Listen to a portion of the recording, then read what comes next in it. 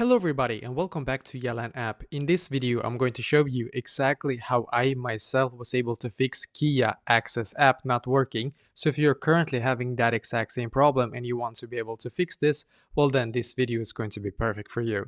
So what I did firstly was that I firstly closed my Kia Access app. So I just exited the app and then I went into the settings app on my phone instead.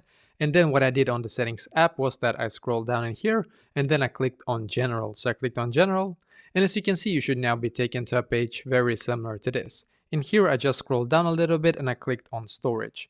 And now we're just going to wait a couple of seconds for this page to completely load, just so you know. And now when all the apps in here are done, as you can see, we're just going to scroll all the way up in here, click on the search bar up top, and just search for Kia in here and click on the Kia Access app. Now click on Offload app and once again click on Offload app in here.